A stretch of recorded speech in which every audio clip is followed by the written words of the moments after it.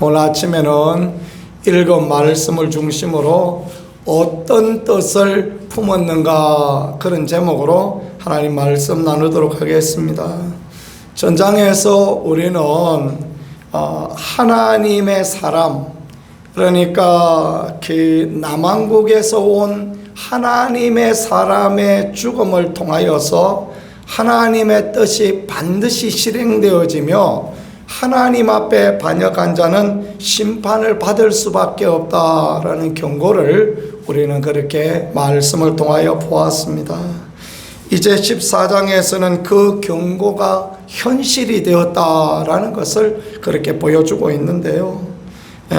믿음의 삶에 꼭 필요한 것은 경고에 민감하게 살아가는 것, 그게 아닌가 생각합니다. 이게 자칫 머뭇하다가 어려워지는 경우가 얼마나 많습니까? 어제 오후에 치과 예약이 있어서 좀 다녀왔었는데 이전에 그냥 그 옆에 조그맣게 까만 점이 하나 있었어요.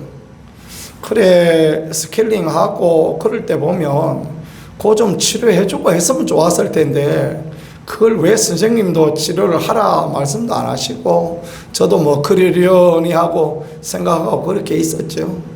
그러다가 보니까 뭐 조금씩 이렇게 파먹었는데 결국은 치아 하나를 잃어버리는 그런 문제가 생기게 되더라고요. 그러면 당장 어떻게 할 수가 없대요.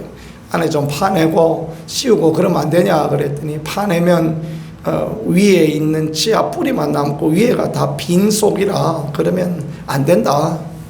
그래서 그러면 놔뒀다가 더 흔들리고 또 위가 부러지고 그러면 천상 임플란트를 해야 되지 않겠느냐, 그렇게 하고 말았는데 이 조그만 점 이런 게 경고 아닙니까? 그죠? 그런 경고들을 우리가 무시하지 말고 이렇게 잘 생각하고 그런 게 필요한데 전에 같이 설교 공부를 했던 목사님 한 분이 그런 이야기 했어요.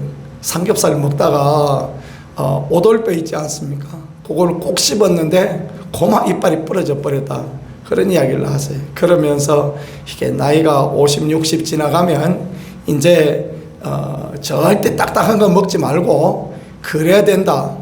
그런 이야기 했는데 그건 막 그 목사님 이야기고 나도 뭐 그렇게 했느냐 생각하면서 그렇게 뭐 편하게 살았죠. 그러다가 어느 날 뭘 먹다가 딱딱한 거 먹다가 그냥 안에 씌워놓은 이빨이 부러져 버리고 그놈이 또 지탱하고 있던 놈이 부러져 버리니까 그 옆에 있던 약한 놈도 부러져 버리고 그러니까 이제 이쪽에 2개 또 부러져 버리고 이쪽 하나는 뭐 썩어가지고 덜렁덜렁하고 이러니까 이제 참 그게 만만치 않은 그런 부분이 되어지죠. 인생의 신앙생활에도 그렇습니다. 하나님의 경고를 무시하지 말고 하나님이 경고하실 때 우리가 어떤 마음을 품고 어떻게 살아가는가라는 게 참 중요합니다. 여로보암의 아들 아비야가 병이 들었습니다. 아비야가 병이 들었는데 여기 병이 들었다라는 거 회복 불가능의 중병이 들었다라는 그런 부분이 되어집니다. 그러니까 이렇게 해봐도 저렇게 해봐도 안 되고 왕이니까 왕의 의의를 부르고 했지만은 안 되더라라는 것이죠. 그래서 어떻게 합니까? 선지자 아히야, 이전에 자신이 왕이 될 것을 예언하였던 아히야에게 자기 아내를 보내는데 부끄럽고 민망하니까 변장을 시켜서 보냅니다. 그냥 잘못한 게 없으면 그냥 다른 사람 보내도 되지 않습니까? 그죠? 그런데 왜 아내를 보냅니까? 그래도 제일 덜 부끄러운 게 아내 아닙니까? 남편이고. 그러니까 자기 아내를 보내는 거예요. 그 신하 중에 누구를 보내려고 그러니까 검송아지 만들고 자기 한 일이 있으니까 부끄러워서 어떻게 아이한테 사람을 보냅니까? 그죠? 그래서 자기 아내를 보내는 그런 일이 있었다라는 것을 말씀하십니다. 중병이 들었다라는 거. 우리가 생각해 보면 병이 든 것, 이것을 뭐 경고로 그렇게 볼 수도 있겠지만 사실은 또 아닐 때도 많이 있죠. 베데스다 연못가에 38년 동안 중풍병을 앓던 사람이 있었습니다.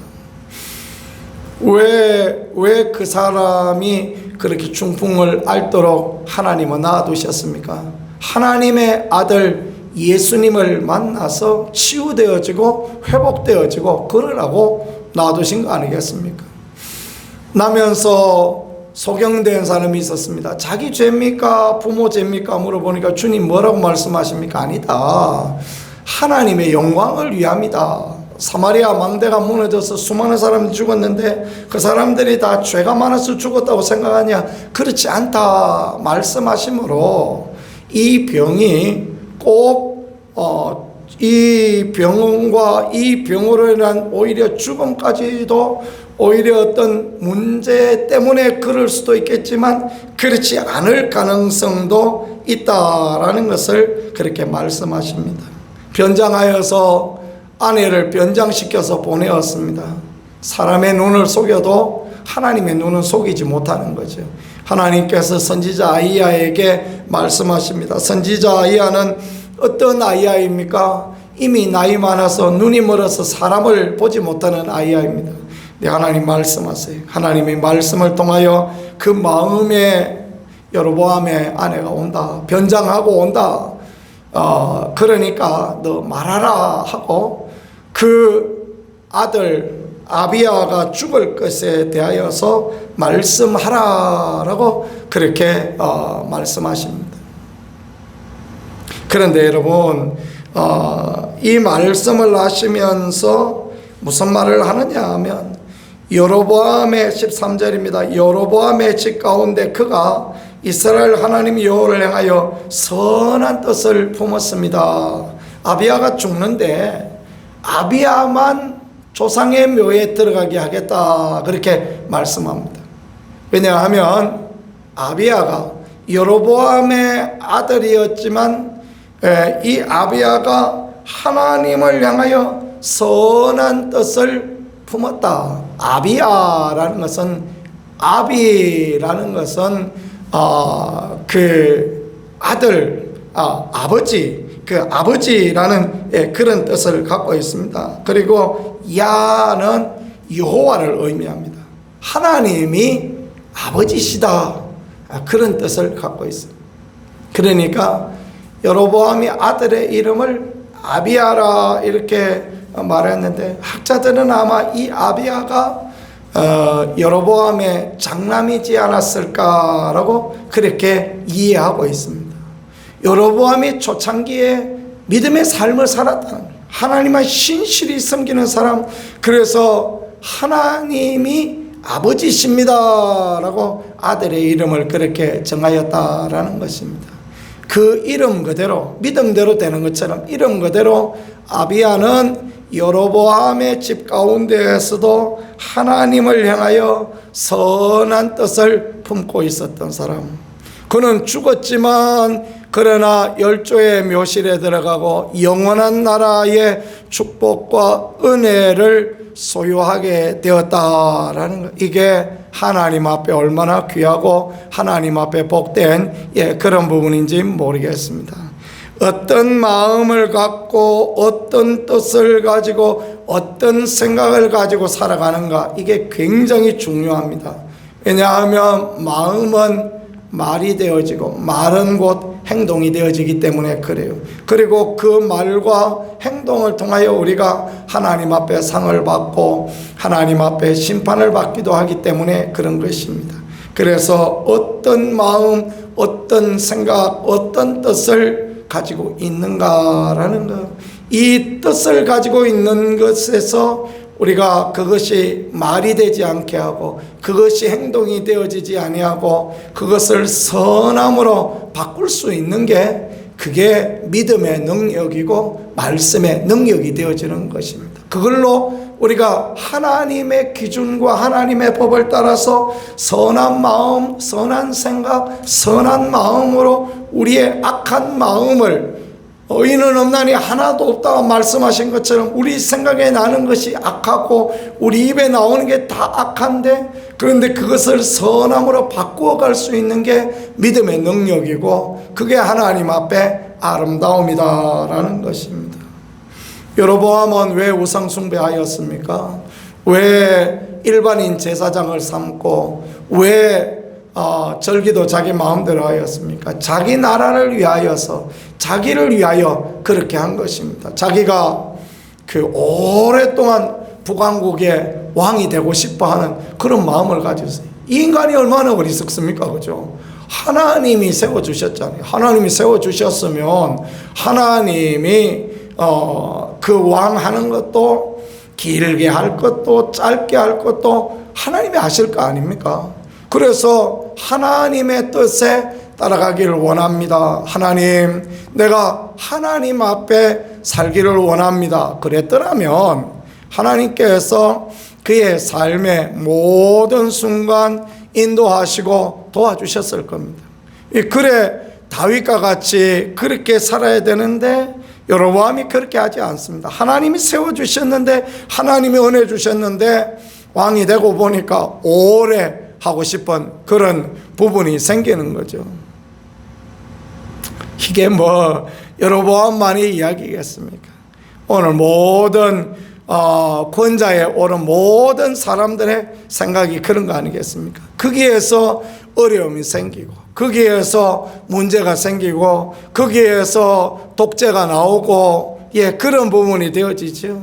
그래서 우리가 믿음의 삶을 사는 동안 하나님의 뜻이 이루어지다라고 고백하고 나아가는 것, 그게 하나님 앞에 얼마나 귀하고 하나님 앞에 복된 그런 모습입니까? 그래서 겟세마네의 기도를 통하여 예수님은 내 뜻대로 마옵시고 아버지 뜻대로 하옵소서라고 기도하셨던 삶의 모범을 우리에게 보여주시는 귀한 은혜를 그렇게 보여주고 있는 것입니다. 여로보암의 집은 심판받을 수밖에 없습니다. 왜냐하면 그는 선한 뜻을 품지 못했기 때문에 그렇습니다. 선한 마음, 선한 생각, 그걸 못 품으니까 하나님께서 여로보암을 버리시겠다 말씀하시는데 10절 마지막에 보니까 하나님께서 여로보암의 집을 맑게 썰어버리겠다 말씀하시고, 그 앞절에는 버리되 그름뜸이 썰어버린 것처럼 그렇게 하시겠다. 이 그름더미라는 이 단어의 원어적인 뜻은 퇴비라는 뜻이기도 하고요. 적나라한 표현을 하자면 개똥이다 이런 뜻입니다. 그러니까 개가 길바닥에 똥을 싸놨습니다. 그거 어떻게 해야 돼요? 쓸어야 되잖아요. 그죠? 빗자루 가져와서 싹 쓸어내야 되는 것처럼 하나님께서 여로보암의 집을 개똥같이 여기시고 그리고 다 쓸어버리시겠다 이렇게 말씀하십니다. 왜냐하면 그가 하나님을 버리고, 세우신 하나님을 버리고 하나님의 뜻대로 살지 아니하고 자기 뜻대로 자기 생각대로 살아가니까 그와 같이 될 수밖에 없었다라는 것, 얼마나 무섭고 두려운 그런 말씀이 되어지겠습니까? 여로보암이 누구입니까? 하나님이 택한 사람 아닙니까? 그 젊은 날 그가 하나님 앞에 얼마나 성실하게, 얼마나 정직하게, 얼마나 올바르게 살아 하나님의 북왕국의 왕 삼아주셨습니다. 하나님이 이뻐서 우리를 하나님의 교회에 불러주시고 우리에게 귀중한 직분도 맡겨주시고 우리가 하나님의 교회에서 하나님을 섬길 수 있게 은혜를 허락하셨다라는 것입니다.